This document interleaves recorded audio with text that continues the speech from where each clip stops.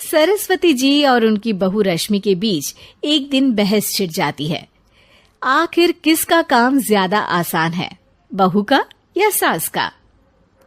माँ जी, सास को काम ही क्या है, आपके सारे काम उंगलियों पे तो हो जाते हैं। कुछ भी। हाँ, हिसाब तो उंगलियों पे ही हो जाता है ना। अरे बेटा, ऐसा सिर्फ अभी लगता है। जो मुझे करना पड़ता है ना, वो तुझे करना पड़े तो समझ आएगा कि असली काम का पहाड़ कैसा होता है। ठेले बराबर वजन भी नहीं है आपके काम में, और बात पहाड़ों के वजन की कर रही हैं आप। तू ऐसा करती ही क्या है घर में बेटा, ये तो बता मुझे। मैं थोड़ी ना कुछ करती हूँ, सब जादू से हो रहा है इस घर में। अरे एक दिन मेरा काम करोगी तो समझ आएगा। Okay okay, shut up. कल से मैं घर के काम करूंगी और तू मेरी जगह हर चीज का हिसाब रखना, ठीक है?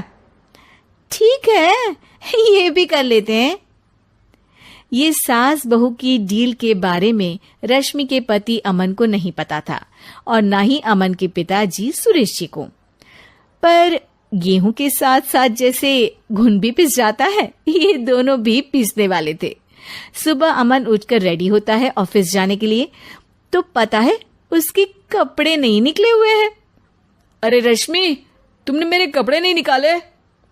अपनी माँ से पूछो ना, उन्हीं का काम है ये।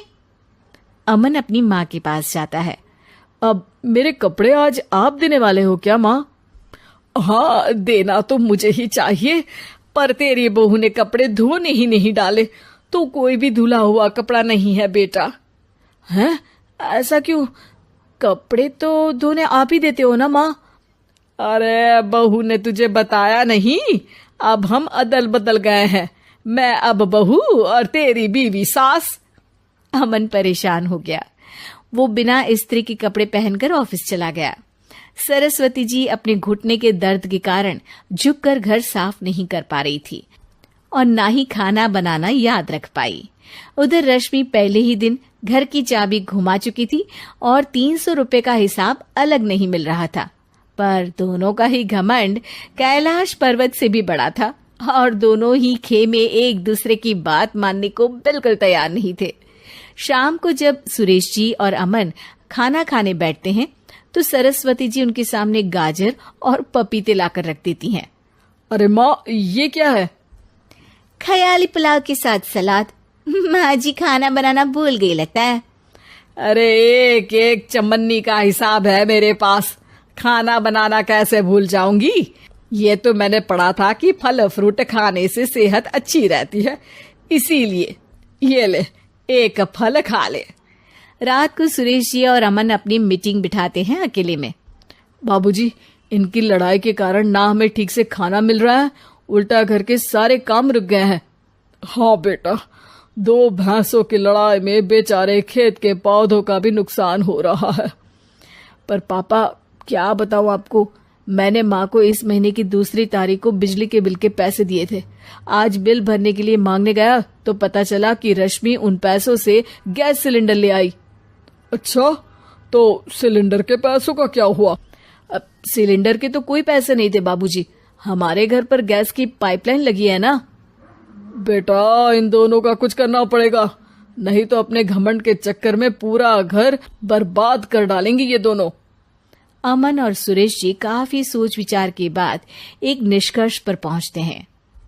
रात ही को दोनों अपनी पत्नियों की अलमारी से नई साड़ी निकालते हैं और सुबह जब रश्मि और सरस्वती जी उठते हैं तो देखते हैं कि दोनों पति साड़ी पहनकर चढ़ाव पर सब्जियां काट रहे हैं।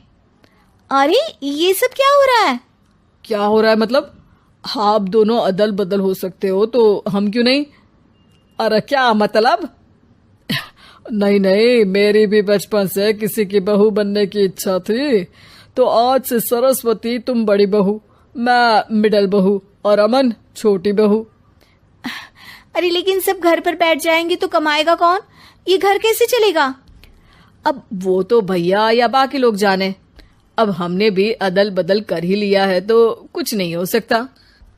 रश्मि और सरस्वती जी को समझ में आ जाता है कि उन दोनों की आपस की डील की वजह से इन दोनों को बहुत तकलीफ हो रही है और उनके ईगो ने दूसरों को कितनी यातनाएं दी है। अब असल में माँ जी आप सही थी, सास बनना बहुत मुश्किल है।